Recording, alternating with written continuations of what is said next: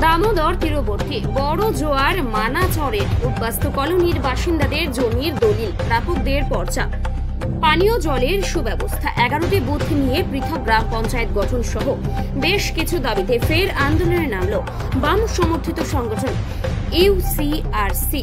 বুধবার ওই সংগঠনের সদস্যরা সিপিআইএম বাঁকুড়া জেলা দপ্তর থেকে মিছিল করে জেলা ভূমি সংস্কার দপ্তরের কার্যালয়ে পৌঁছে ডেপুটেশন জমা দেওয়ার আগে পুলিশ ব্যারিকেড দিয়ে তাদেরকে আটকে দেয়।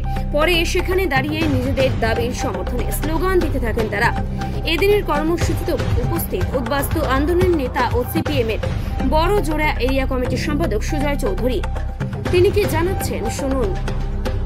আমরা আন্দোলনে নামতে বাধ্য হলাম এই কারণে, আমরা লক্ষ্য করছি যে উদ্বাস্তু কলোনিগুলো বাঁকুড়া জেলায় আছে, সেই কলোনিগুলোর মানুষ দুর্বিষহ অবস্থার মধ্যে দিয়ে বাস করছে। বামফ্রন্ট সরকারের আমলে যে দলিল তারা পেয়েছিল এবং তাতে বসবাস করছেন, তার রেকর্ড করার ক্ষেত্রে, পর্চা পাওয়ার ক্ষেত্রে মারাত্মক টালবাহানা চলছে এবং হয়রানি হচ্ছে। অর্থের লেনদেন করার চেষ্টা করছে বিএলআর অফিস, ডিএলআর অফিস চুপ করে বসে আছে। অন্যদিকে হচ্ছে নদীর পাড়গুলোতেই কলোনিগুলো অবস্থিত। নদীর পাড়গুলোতে বালি মাফিয়ারা রাজ্য সরকারের মদতে, পুলিশের মদতে কাজ করছে, ফলে বালি উত্তোলন হচ্ছে অবৈধভাবে। তার ফলে নদী গর্ভে মানাগুলো চলে যাওয়ার সম্ভাবনা দেখা দিয়েছে, এটা আমরা কোনো মতে মানতে পারিনি। পানীয় জলের অভাব দেখা দিচ্ছে, স্কুলগুলোতে শিক্ষকের অভাব, প্রাথমিক স্কুল, মাধ্যমিক স্কুল করার ক্ষেত্রে, ভালো করে পরিচালনা করার ক্ষেত্রে গাফিলতি দেখা যাচ্ছে। অন্যদিকে হচ্ছে আমরা লক্ষ্য করছি যে নদী এলাকার মধ্যে বিশেষ করে বড়জোড়ার যে মানাচরগুলো, সেই মানাচরের 11টা বুথকে নিয়ে আলাদা গ্রাম পঞ্চায়েত করা উচিত। দীর্ঘদিন ধরে দাবি করছে গ্রাম পঞ্চায়েত আলাদা করতে হবে, সেটাও করছে না।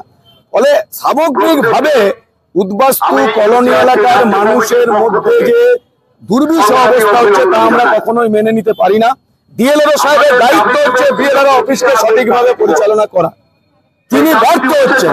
আমরা আজকে ডেপুটেশনের মাধ্যমে দাবি করব যাতে আমাদের জেলার বিএলআর দপ্তরগুলো সঠিকভাবে কাজ করে উদ্বাস্তু কলোনি এবং সাধারণ মানুষের পক্ষে কাজ করে, দালাল চক্রের মাধ্যমে যাতে কাজ না হয় এই জন্য, এবং দ্রুত পর্চা রেকর্ড করতে হবে, যা কথা দিয়েছিলেন 1 বছর আগে, সেই কাজকে ত্বরান্বিত করতে হবে। এই দাবিতে আজকে আমাদের ডেপুটেশন হচ্ছে।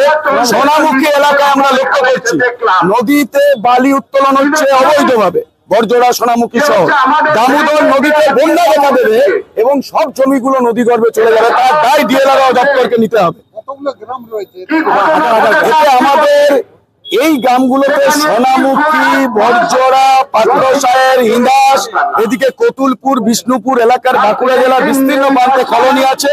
সেই কলোনিগুলোর মানুষ, হাজার হাজার মানুষ, এবং এই এলাকার আমাদের মানুষের দুর্বিষহ অবস্থাকে কাটানোর জন্য আমাদের নামতে হয়েছে ইউসিআরসি।